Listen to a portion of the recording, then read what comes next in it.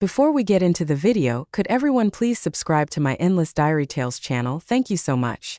My parents were super rich, but they wanted me to learn how to be strong and independent, so they pretended to lose me. When I was little, it was all part of their plan to teach me a lesson. Finding me again was supposed to be a test. When I was a kid, they made me eat simple food, collect and sell things like bottles and cans, and take care of my grandma Sarah, who couldn't move. My aunt and uncle Lisa and Mark felt sorry for me. They wanted me to come live with them. This made my real parents, John and Mary, really angry. They said, "After everything we've done to teach you, you still want to go live with someone else? Fine, go then." They took me to the mountains and left me there. They called it thinking time. I ended up getting lost, and an old man found me unconscious and took me to his place. Later, the police were investigating a case and found me. My parents saw me all banged up and just sighed. They said I was useless and that they should just have another kid. When I woke up, I decided I was going to show them just how much their tough love plan had affected me. Years later, my Uncle Mark got his paycheck and asked me and my cousin, "What do you girls want to eat?" We were at a busy restaurant and I ordered a lot of food. Two people nearby, who I knew were my real parents, were shocked. They were saying things like, "I sent her here to learn, and she's living so comfortably. How are they raising her? If you're poor, you shouldn't act rich." It was them, my real parents. They had lost me on purpose to make me tougher so I could be a good heir to their wealth. For over 5 years, they had been watching me secretly while I lived with Lisa and Mark. I acted like I didn't know, and I kept asking Lisa to buy me new clothes and toys. After dinner, Lisa laughed and said she'd spoil me. My real parents got even more upset. My real dad, John, confronted Lisa. "How can you spoil her like this?" Lisa was confused and asked, "Who are you? I can spoil my niece however I want." My real mom, Mary, snapped, "Aren't you going to teach her anything? She's so young and already living in luxury. How will she learn to be responsible?" They told her not to buy me treats or let me skip chores. My real dad was furious, saying, "She's too young to not suffer. She needs to learn responsibility." Relying on the fact that I looked young and innocent, I punched them and yelled, "I'll eat whatever I want. It's none of your business." They were shocked that I even knew how to fight and stumbled away. Back at home, Lisa whispered to Mark, "Let's keep on spoiling her or we'll lose our business. It's time to put the plan into action. Lily can't stay here forever." We went home, and there were my real parents pretending to be poor strangers. They were crying and clinging to me. "Lily, we finally found you. We're your real parents, remember?" I gave a small smile. The trap was set. In my previous life, I pretended that living comfortably with Lisa and Mark made my real parents think their plan had failed, so they came to get me back when I was 7. At an age where I could remember things, I refused to go with them, which was understandable for a kid my age, but they were disappointed and decided to make things even harder for me. They made me go through a lot, knowingly giving me small portions of food, making me cut grass, take care of cows, sell recyclables, and look after my sick grandma Sarah. I was laughed at and bullied by kids at school, but I still wanted to succeed to repay Lisa and Mark and make my real parents proud. One time, while I was collecting bottles, Lisa saw me. I used to be so lively, but now I was thin and looked worn out. Lisa cried, "I shouldn't have left you. Come home with me." Lisa and Mark weren't rich, and Lisa's health wasn't great, but they were really kind. I didn't want to be a burden to them. Raising a child is about more than just food. It's about teaching them and helping them grow. So I said no, but Lisa and Mark didn't give up. One time I fell asleep in class and got beaten at home. They wondered why, since they were providing for me. I explained tearfully that I had been cutting grass late the night before. Lisa burst in and said, "If you can't provide for her, I will." My real parents locked me in a dark room, accusing me of wanting to go back to my other life because they were poor. I shook my head, crying, "No, I didn't." My mom was disappointed and moaned, "You're heartless." My dad was furious and kicked me. "After all our training, you want to go live with someone else? Go then. It's like we never had you." They threw me into the woods to reflect. I ended up trapped in a cellar by an old man. I wanted to scream, "I'm your daughter. We're not enemies." But now I was playing along, using Lisa's kindness to walk right into this trap. Looking at my real parents, I forced out some tears. I remember, "Mom, Dad, you finally found me. All the pieces fit." Lisa and Mark had contacted the police. Meanwhile, my real parents were worried that Lisa and Mark might ask for something, so they pulled out $200 all wrinkled and old from their sock and said, "Thank you for taking care of Lily. We don't have much, but please take this as a small thank you." Lisa and Mark didn't want money. They had raised me out of love. They said, "Use it to buy Lily snacks. She loves cookies." My real parents took me away on a bullock cart. I used to be scared of cows and cried when I had to ride in the cart. Mom asked, "Do you resent us for not having a car? Is this not good enough? Did they teach you to compare things?" I said no, but they still made me get on. Now I acted excited. "Wow, a bullock. I love it." My parents looked at each other, relieved. A child shouldn't dislike their parents for being poor. Mom and Dad were stunned. They didn't know people could be so poor these days. Dad cracked the whip, saying, "We bought this just to pick up Lily.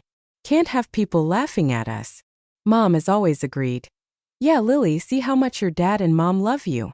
Lisa and Mark gave some money to my biological parents. The couple hesitated but accepted it.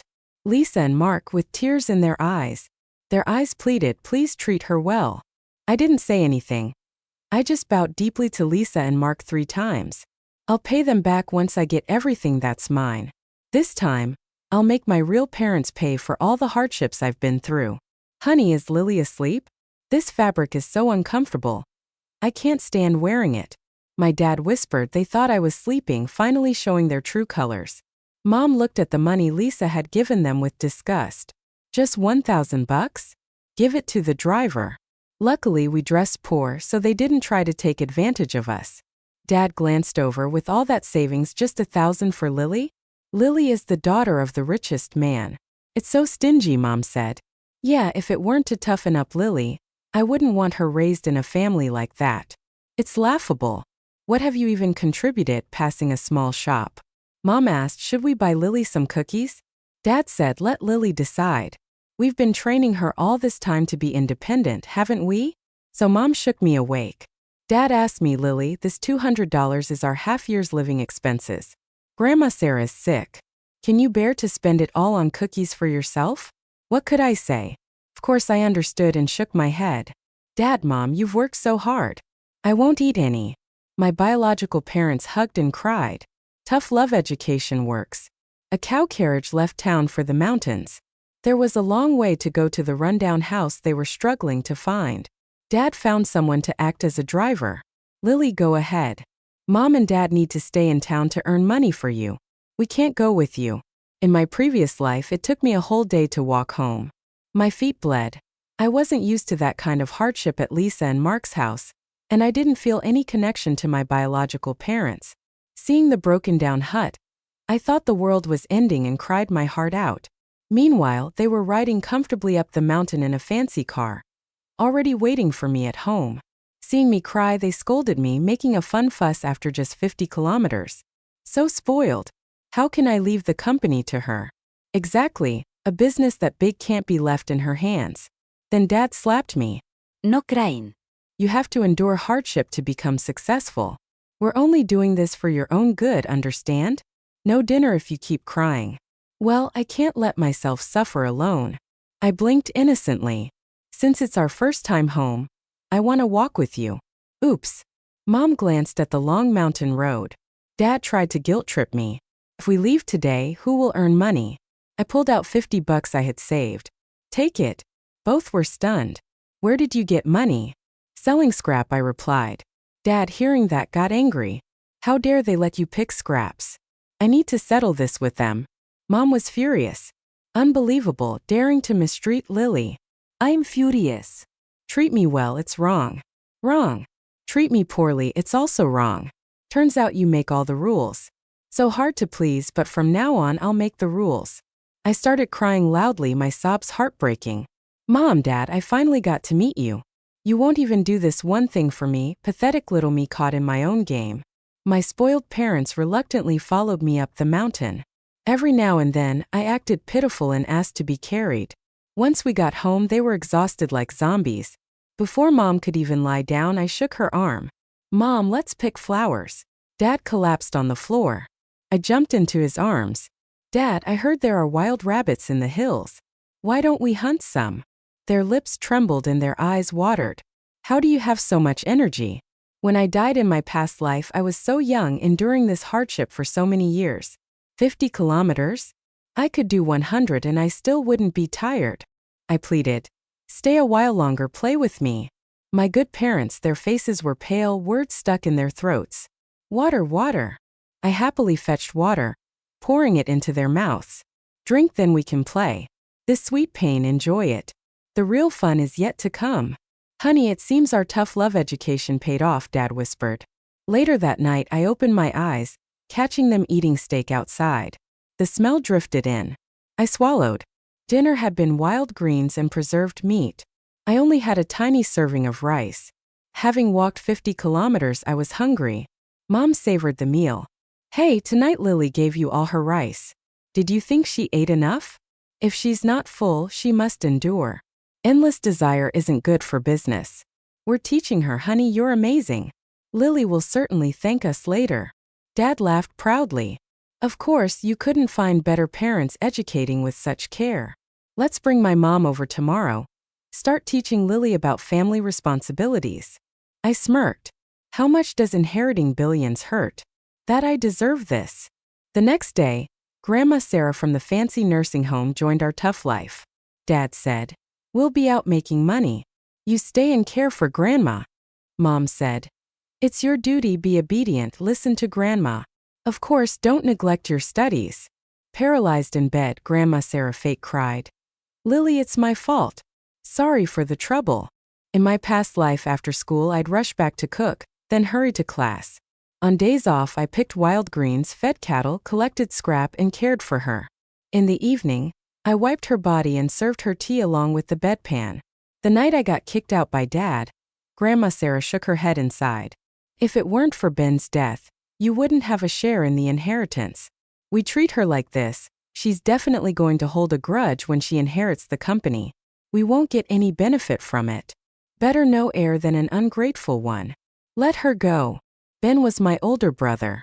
Having been pampered by a dozen nannies all his life, he couldn't handle a cold and passed away. Mom had me through IVF at the age of 37. Grandma Sarah talked about how IVF kids were called pampered babies. So when I was just 2, they randomly chose a house to leave me at with foster parents. But that wasn't a reason to throw me out at 15.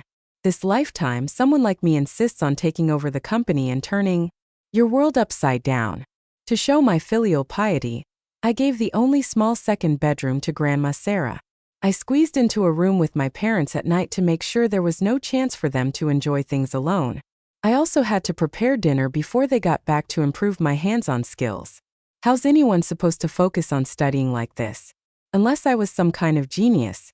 Thinking about it, I tossed the wild mushrooms into a pan and stirred them up quickly before putting them on the table under the dim yellow light. Dad piled all the food into my bowl. Lily has been taking care of Grandma. You eat. Mom added, see? Dad cares about you so much he saves all the goodies for you to eat. Aren't you going to thank him? Of course, I should treat my own daughter the best. Why is it that I'm cooking while standing on a stool, and you two enjoy the best outside and come back to train me to endure hardship? A family, of course, should share the hard times too. Without another word, I divided the food. You should eat more too. The 3 of them held their chopsticks, hesitating. Eat. Why aren't you eating? I sniffed. Do you dislike my cooking? A few laughed awkwardly. No, not at all. That night, the whole family got food poisoning except for me.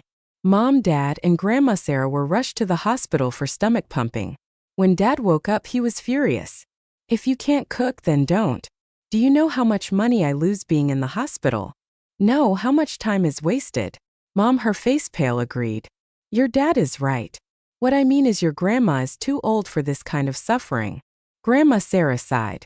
How can you not even make a meal? I choked back tears.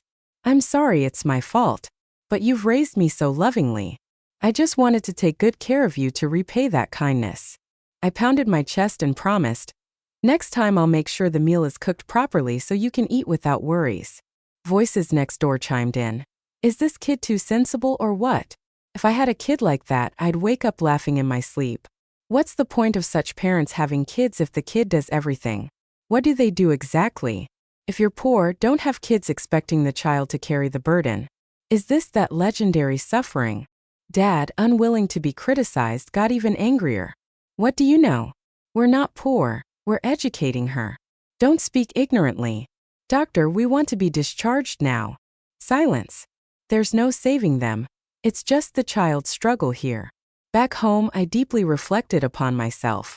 Dad, Mom, Grandma, I'm sorry. It's my fault making you suffer. I'm young and clumsy, but I still care for them. Mom and Dad didn't have much to say, so I took the opportunity. Mom, could you come home earlier at noon to teach me how to cook? She wasn't much of a cook herself, having to dash back from the villa at noon to oversee my cooking while I picked wild vegetables, fetched water, and fed chickens. She couldn't just stand by and watch. Naturally, she ended up helping out. By the end of the month, she lost a good amount of weight, but she also got tan with dark spots showing up. With no room to improve her diet, she whimpered from hunger at night. I can't live like this anymore. Who is this training for, her or me? Do you know how long it's been since I've had a beauty treatment or body care? Dad said. Honey, I know you've had a hard time. We haven't succeeded yet. We need to keep trying. Hang in there, Grandma. You're not as tough as Lily. You can't handle even this much hardship. Mom wept to the point of hiccups to help Grandma get outside and enjoy some fresh air. I built a wheelchair out of wood. Of course, it wasn't done too well. Grandma barely sat down when it fell apart with a snap. Oh, it hurt so much. The commotion startled the birds in the forest, and they flew away. Her back gave out again on the way to the hospital. With Grandma, I tearfully said, Grandma, I'm sorry. I didn't mean it. At night, she groaned to Mom and Dad. I can't keep living like this. Eating wild vegetables every day is one thing, but now my back's even worse. If this continues, can my old bones survive? I might as well die. Dad and Mom said, we know it's hard for you. We haven't succeeded yet, we need to keep trying. Hang in there. Mom, you're not as robust as Lily. Falling and breaking bones. You should exercise more. Grandma shook with anger. Ungrateful children. Oh, my fate, why so bitter? At night, Dad pretended he'd been lugging cement all day. Elsewhere, utterly exhausted, Lily, Dad is working so hard, living frugally, and it's all for you. You must be sensible and repay us when you grow up. Dad, I'll repay you now. I said, presenting my precious gift. Dad, you don't have to walk to town anymore. I saved up to get you a bicycle. Huh. I pretended not to see his reaction and went on. It's summer vacation now. I'll go with you to town tomorrow. There's lots of scrap out there. I want to contribute too. The next day, Dad pedaled hard in front, sweat soaking his shirt. He panted like a bull. I clapped from behind. Dad, you're amazing. Go, go. Less than a week into it, Dad's legs couldn't stay steady, trembling uncontrollably. At night, the three of them cried their hearts out in the dark. When will this miserable life end? Unable to bear it anymore, Dad slammed the table. I'm announcing it. After 6 years of Lily's hard training, it's finally paid off and it's over. I'm heading back to live in a fancy mansion, beauty treatments, bags, clothes, shoes, supplements. The hard days are finally over. Square dancing among old manly fun. The next morning, my parents asked me to pack my few belongings. Lily, your dad has something to tell you, and please don't get too worked up. We won 100,000 in the lottery, and to make it easier for you to go to school, we're moving to town today. I wasn't surprised at all. I cheered happily. Dad, you're amazing. As if I didn't know what they were planning. Since I'm still young, coming into sudden wealth might make me really lazy. Winning that 10,000 lottery, they came up with this excuse. After packing, they carried a snakeskin bag. It was thin and saggy, clearly holding nothing. I pointed at the chipped bowls, moldy chopsticks, and torn quilts. Aren't we taking these? They all looked awkward and Dad stiffly said, we have money now, we'll buy new ones in town. No way. I shook my head firmly. You taught me money is hard to earn. We can't waste it. And so our family went down the mountain, huffing and puffing with our bulky snakeskin bag. In town, it was an apartment with stairs and only 2 bedrooms. Dad seriously announced, Lily, you're the most important member of the family now, so you get to assign the bedrooms. Still testing me, I said. All right then. Grandma is our treasured elder, so she should have the master bedroom. Mom and Dad have raised me, so they take the other bedroom. As for me, I turned to look at the couch in the living room. I'll sleep here, and I can keep an eye on Grandma at night. Plus, it'll be easy to get up early and make breakfast for everyone. They all hugged me with tears in their eyes. Lily, you're so considerate. Truly the talent we've nurtured. I grinned wide. Life in town was still tight and busy. Respect, responsibility, and studying were the top priorities, but I didn't care. I just wanted to grow up fast. In my previous life, I died young at an age when I loved learning. I didn't forget any knowledge, and starting over would just make it stronger. So when I entered junior high, I skipped grades one after another. Dad pretended we won $1 million lottery, and the whole family moved to the city to pay for my education. My birthday parents worked long hours in an electronics factory. The work wore down their backs, but their faces remained youthful and bright. Of course, I didn't expose them. At 18, I could finally take the college entrance exam. My birth parents were ecstatic. Lily, you're a genius. You're such a pride to our family. All these years of hard work were worth it. I quietly smiled. Mom, Dad, I'm going to study hard and bring you more pride. All right. I knew that if I weren't understanding and smart, they'd discard me at any moment. For now, I couldn't confront them. As my birth parents hoped I performed well, they chose the school and the major for me like a puppet on strings. I didn't question or doubt how my farmer parents knew so much. Even though I'm obedient, they still won't lift this facade of life. I wonder how much suffering it will take for me to break free from this hardship plan. Thinking of this, I packed their things. Come to the city with me. A family should be together. Don't worry. I've rented a house and found jobs for you at an electronics factory. They couldn't find a way to argue against my desire for a seemingly harmonious family life. All they could manage was a dry laugh. Lily, you really think things through. The three of us, with wheelchair-bound Grandma, went on a journey again. The house was near the school, in a basement without sunlight, damp and musty. Spiders and roaches were everywhere. My parents hesitated to even step forward. Lily, is this the place? Is you rented?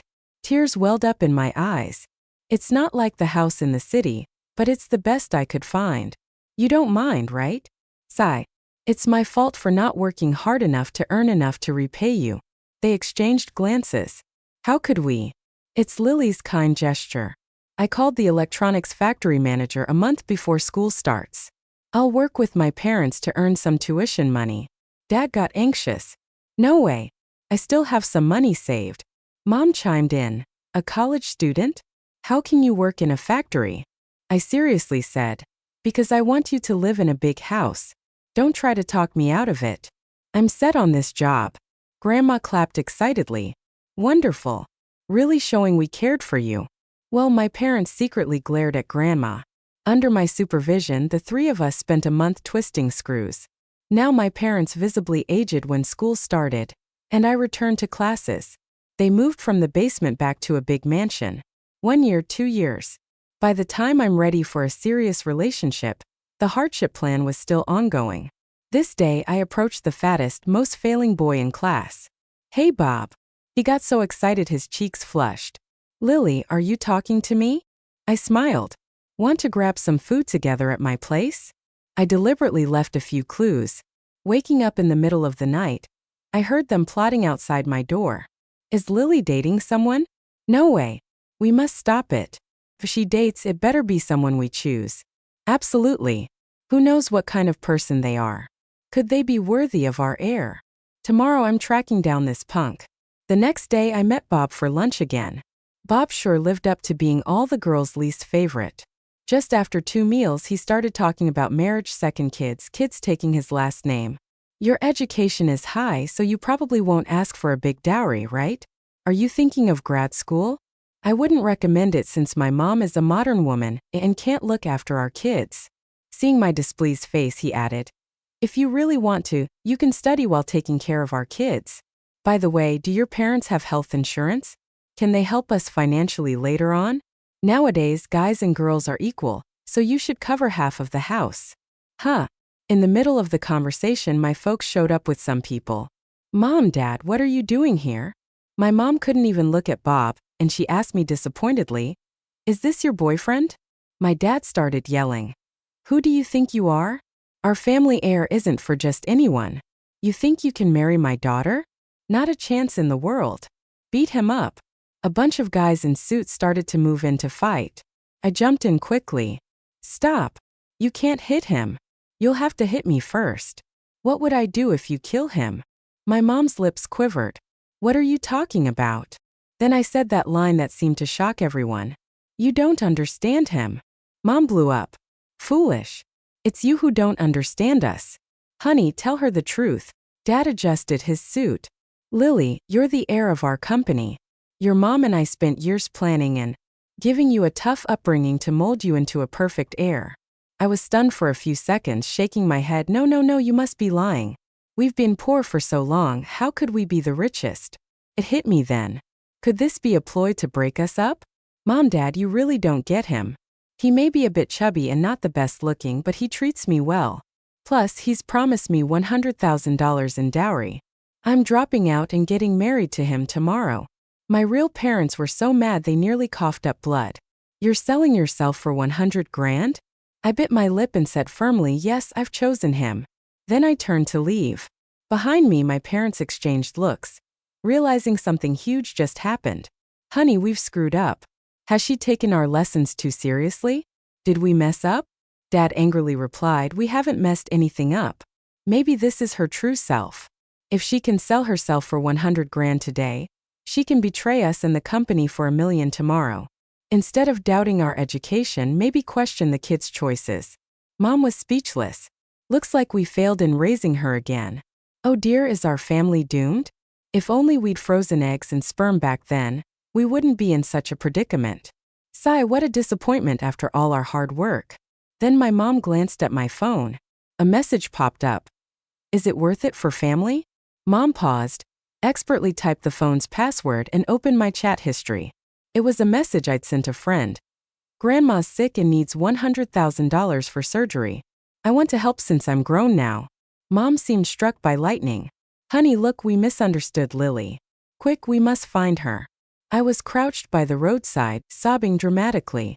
Mom scooped me up in a hug. Lily, you're doing all this for Grandma's surgery because of the dowry? I was flustered. You know everything? Tears streamed down my face as I confessed sadly. I'm just a student. There's nothing I can do. I just want Grandma to live. You've done enough raising me. I can't bring more trouble. They exchanged looks again, feeling guilty and hurt. Their hearts felt pierced. Lily, we were wrong to blame you and we're sorry. But we didn't lie to you. You're our heir and Grandma's not sick. We lied then because we worried that after seeing the world at university, your head would turn and you'd lose focus. So we pushed family responsibility on you so you'd always feel pressured. Thing is, how about we take you home so you can see for yourself how life is for the wealthy? On the day we moved from the tiny dark basement to a villa, it was sunny and bright. Dad wore a suit and Mom had on designer clothes. Grandma, supposedly paralyzed, stood up from her chair, dabbing her eyes with a handkerchief.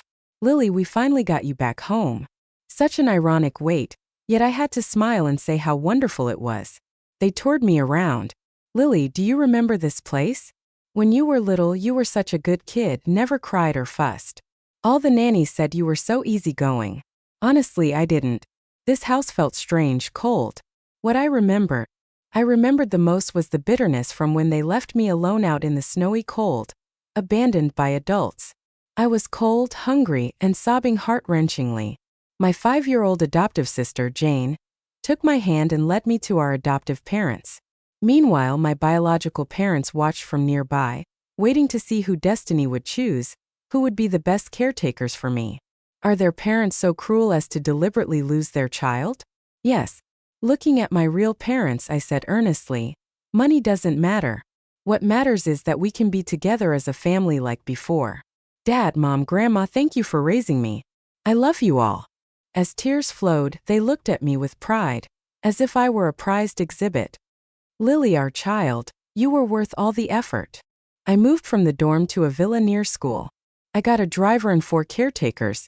I became someone everybody envied with lots of cash. It's nice being rich. I could hand a wad of cash to a homeless guy without a second thought. I could even tolerate stupid comments with a wide heart. Like now, as Dad pointed out a chubby guy.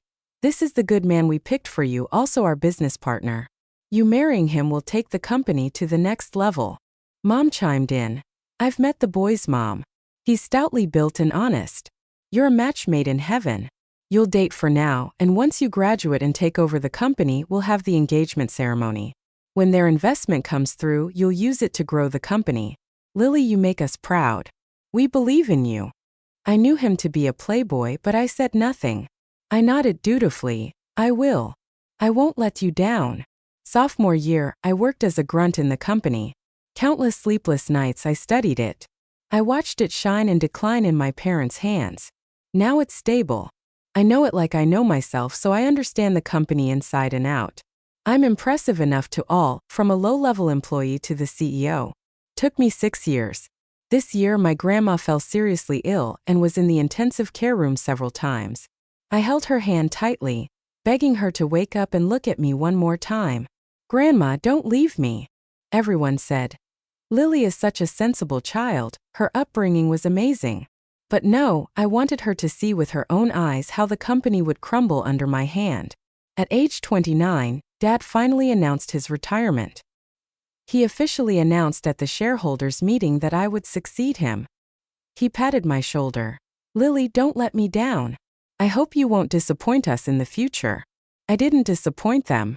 I did great and got along well with Chubby. My biological parents bragged to everyone that this was a result of their tough love and hard training. Lily wouldn't be who she is today without us as her parents. We are very honored and we hope some school will invite us to speak. That night, Mom pulled out a tablet. Lily, pick a few wedding dresses. Do you like any of them?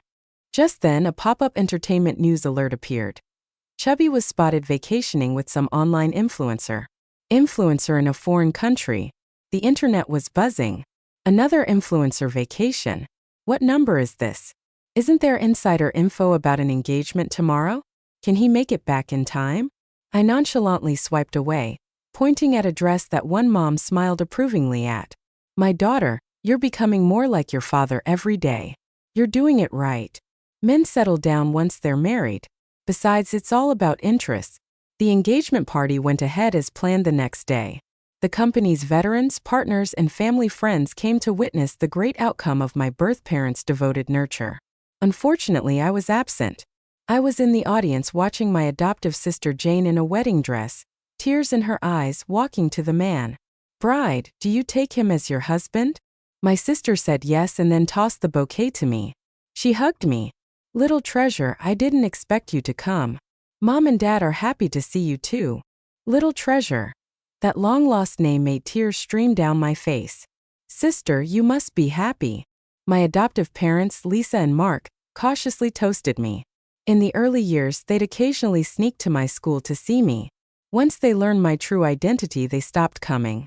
Over the years, I've become indifferent and aloof, focused only on revenge. But seeing the gray hairs on Lisa and Mark tugged at my heartstrings.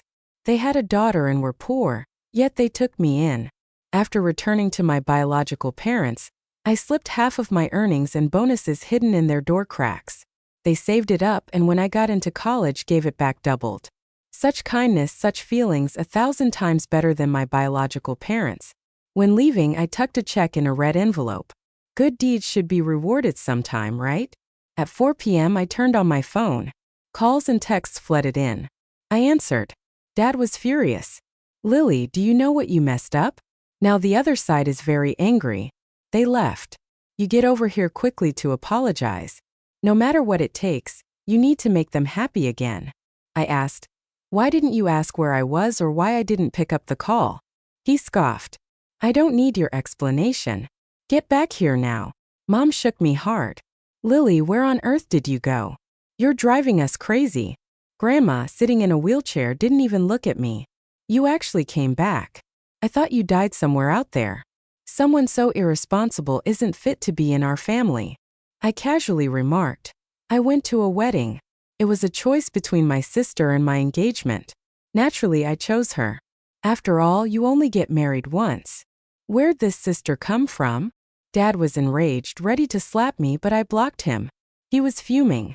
On such an important day, you went to an unrelated wedding? Don't you see that your engagement is more important than anything? I sat down and poured a glass of water. Anyway, benefits gained through marriage aren't all that stable, so I politely declined on your behalf.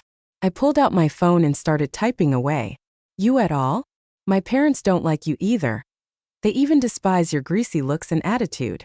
Without the money, none of us would look your way. Feel free to avenge me. Come at us if you dare. We're waiting for you.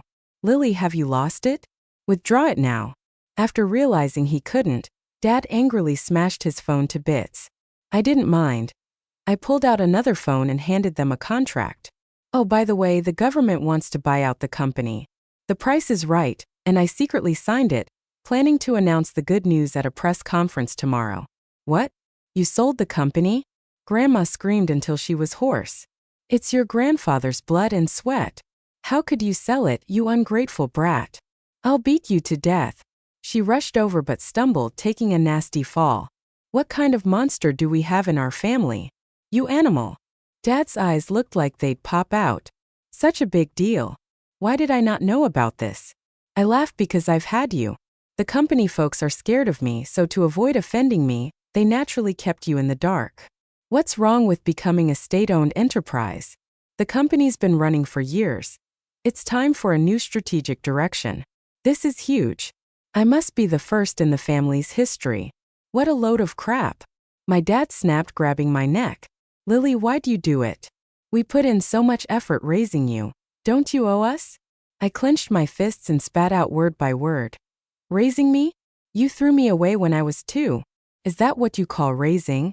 Training me to endure hardship, making me eat crap and sell junk, and take care of my paralyzed grandma when I wasn't even 10 years old?